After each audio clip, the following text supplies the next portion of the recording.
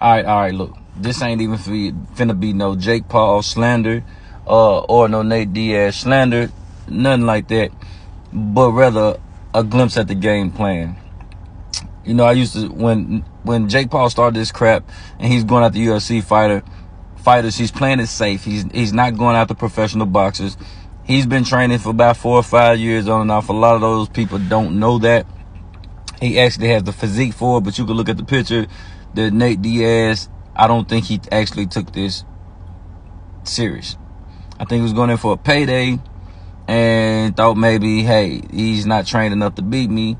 But you can actually tell by his posture that he was going to go in with like a UFC type posture, which really the UFC fighters really don't cross over well at boxing because they're so used to kicks and all this and that. And do you know how much it takes for them to hold back, not kicking or shooting, you know what I'm saying, for the legs or something like that, while boxing, because their natural instinct is to do all elements of fighting, jiu-jitsu and everything. So it takes a toll on the mind because they're trying so hard to focus on not doing those things to keep from getting disqualified that it takes away from the actual boxing aspect of the sport for them.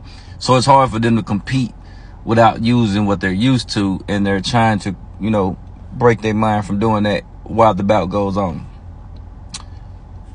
The most important thing that Jake Paul is getting accomplished, love him or hate him, is that a lot of these UFC guys has been fighting their whole careers are not reaching the level of success financially that they should.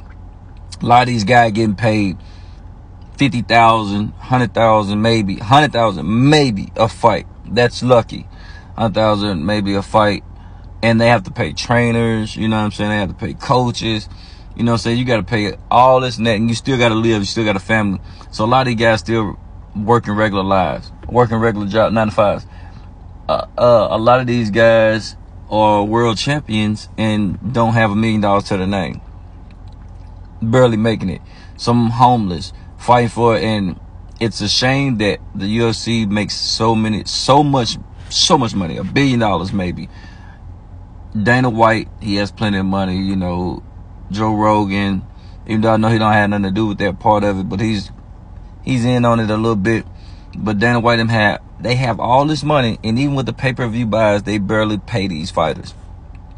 So the thing that Jake Paul is doing is a lot of these fighters that can't retire are able to retire after fighting him. He promotes it well. He's like the white Floyd Mayweather to me. I don't care what y'all say. It is what it is as far as promoting. He's staying away from real boxers because he's not trying to really get hurt. He's still learning in the sport. He might potentially go up to it, you know what I'm saying, and do it. You know, he fought Tyson Fury. I think his name, what's his name? Tyson, whatever. The Fury, bro. The Fury dude. So he fought him and he lost decision, but you know, he's learning, so it's a big thing. But he's getting these people $4, $5 million, $10 million to fight him as an exhibition fight. He's pulling the Floyd Mayweather. But these guys are able to retire after fighting him. Tyrone Woodley fought him twice. Nate Robinson fought him. The Askren guy, he fought him. You know, he was like 20-1 in the UFC till Masvidal, you know, when Masvidal kicked his head off, so where his loss came from. But he was not a boxer. He got in there and made a couple millions. That man is able to retire. He's able to take care of his family. They don't have to keep taking these brain damage. It's a bigger vision that Jake Paul sees that a lot of these guys not really taking advantage of. They seem to think he's a joke, but he's not a financial joke. He might be industrial plant far as planting himself into the sport and saying, hey, anybody can do it, and then people go in there and get hurt. But the people he's putting in front of, he's making it to where both men should be safe. You know, you're going to get a little battered and bruised, this and anything, but people are getting paid. They're able to take care of their families. When it's all said and done, it's for show, but you can take care of your family. Nate Diaz did not take this fight seriously, but it went 12 rounds. At least it was entertaining. It was actually more entertaining, and I hate to say it. No, I'm not going to say it.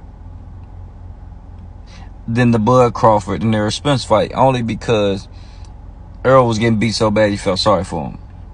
Other than that, it was a great fight for Bud, but I'm just saying, as far as the full rounds, we got to see that, witness some boxing. It was pretty good. So it wasn't bad at all. You know what I'm saying? It was entertaining. Keep an eye on this. He got a plan. Jake Paul got a plan. You can hate him all you want, and he actually do look nice as a boxer. Of course, he need to be more polished. You know what I'm saying? I'm not no boxing expert. I'm just outside looking in. But he might be a problem if he, he's gonna be at a certain age by the time he's able to do anything. But for the average boxer, I think he can give you a run. But he's staying away from real boxers because he can't. He knows that sport is serious until I feel like he think he ready for it. So, man, you gotta salute him. That man getting people paid. They taking care of their families. It is what it is. One more thing, don't forget to follow, like your boy. I ain't finna be doing all this sports stuff all the time. I just feel like saying something because I saw the fight last night, just like some other previous fights. I might talk about any damn thing, but anyway.